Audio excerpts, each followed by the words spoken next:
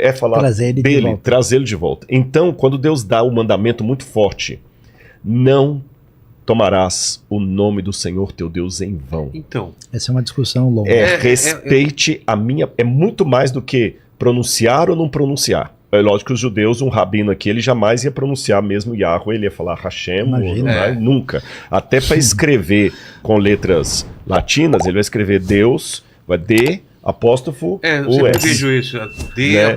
Por quê? É que a tradição judaica, como ela se desenvolve, ela colocou a lei e a interpretação da lei num ponto tal que ela acaba sendo... Não é que você guarda a lei simplesmente para que você... Isso. Não, sem E. Sem E. Ah, sem o E? É assim. D, tracinho. Isso. Pode ser assim. Assim? Exatamente. Isso. Mas, por exemplo, isso que você fez aqui já não poderia na mentalidade judaica, porque você escreveu e apagou o nome. Ah, não pode? Ah, tá. Desculpa, Deus. Desculpa. Mas isso é interpretação rabínica, não... Tá bom. Então, você tem aquilo, você colocou uma cerca em torno do mandamento de tal maneira que vai que tem alguma chance de você não fazer isso adequadamente, então é melhor tentar acertar pelo máximo, não deixar nenhuma brecha. Se existe alguma maneira de tomar o nome de Deus em vão, então quer saber de uma coisa? É melhor nem falar. Entendi. E aí o que acontece? O nome, o tetragramaton, nem pensar de mexer com ele de jeito nenhum. Então você fala Adonai e os mais puristas vão tentar dizer Hashem o tempo todo. E a coisa chega num ponto que a palavra, que nem é nome de Deus, que é Elohim, eles chegam a dizer Eloquim. Eles mudam a letra para usar uma expressão que nem existe teoricamente na língua. Os americanos falam oh my gosh, né? Exato, é mais ou menos a mesma coisa. Eu acho que o my gosh é mais irreverente em inglês. Não, né? é mais irreverente, mas para algumas pessoas é respeito mesmo, para não falar. Eu sempre entendi como irreverência. Se eu for falar alguma coisa, pelo menos não pode dizer isso. Agora, a discussão em torno disso, eu não sei para que direção que o Rodrigo vai entrar aqui na questão da hermenêutica, ela tem esse sentido de você não falar o nome de Deus inadequadamente, que a tradição rabínica construiu por aí, mas tem outras duas ideias interessantes. Uma delas sugere que é levantar o nome de Deus, por causa do tomar que pode ter essa leitura, e com o sentido que quando eles levantassem o tabernáculo, levassem as coisas onde estava a referência da presença divina, eles fizessem isso pelos motivos mais adequados e corretos. Eu não acho que seja o caminho mais adequado. É a famosa teologia do nome, que eu também não concordo. A outra sugestão é que você não use o nome de Deus de maneira indevida. Então, quer dizer, qual é o contexto? Deus nos libertou do Egito, dos deuses que nos oprimiam lá. Estou fazendo uma aliança com vocês. E eu sou o Senhor de verdade, então vocês não têm domínio sobre mim. Então, quer saber de uma coisa? Nunca me usem indevidamente para fazer qualquer coisa inadequada com o meu nome, aquilo quem eu sou.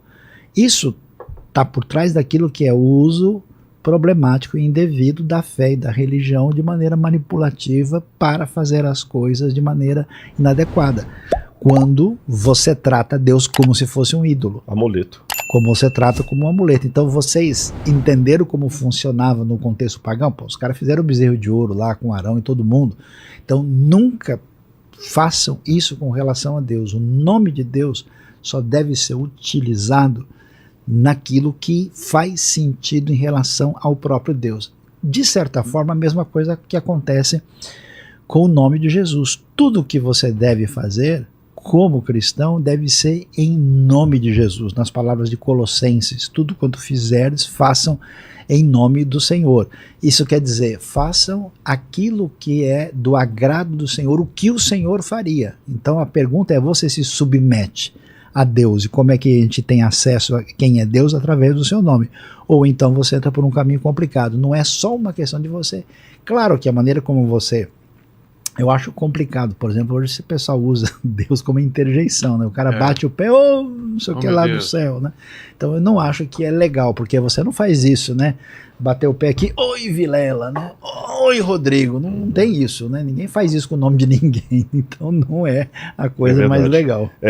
A minha ideia, que quando eu falei a teologia do nome aqui, só para diferenciar, quando a gente falou assim, vamos fazer a teologia do nome, é que nós queremos refletir sobre o nome de maneira teológica. Entendi. Mas existe também uma expressão técnica, teologia do nome, que é um movimento hermenêutico que surge, que vai nessa linha que ele falou aí, que o nome de Deus, que fala o tabernáculo era colocado para fazer habitar o meu nome, que eu não partilho dessa ideia como ele.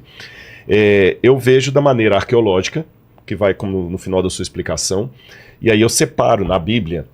É uma construção hermenêutica que eu estou fazendo, ela está em construção ainda, que é tentar ver na Bíblia o que é princípio e aplicação do princípio. Lembrando que o princípio não se negocia, o princípio é eterno, vale para todo mundo.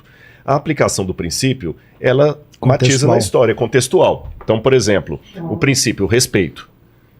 Como é que eu respeito a Igreja Católica? Eu tiro o chapéu na hora de entrar. Como é que eu respeito a sinagoga? Eu coloco o chapéu. Exatamente. Então, princípio e aplicação, ética e moral. Então, o princípio aqui é a reverência ética pelo nome de Deus. Como é que aplica isso naquele contexto dos judeus? Bom, eles estavam saindo de um contexto egípcio onde o nome de uma divindade era usado de maneira manipulativa para ter domínio sobre aquela divindade, a ponto que os próprios sacerdotes egípcios protegiam os nomes de alguns deuses para que não caísse no povo e o Deus ficar... Ou seja, o próprio Deus é refém do seu nome. Porque se alguém souber o meu nome, eu tô frito. É como o gênio da lâmpada lá que eu ilustrei. Se alguém achar a lâmpada e esfregar, o que ele pediu eu tenho que dar. Ele é servo. E o Deus da Bíblia não é assim. Então não tomarás o nome do seu Deus em vão. Não façam como os pagãos.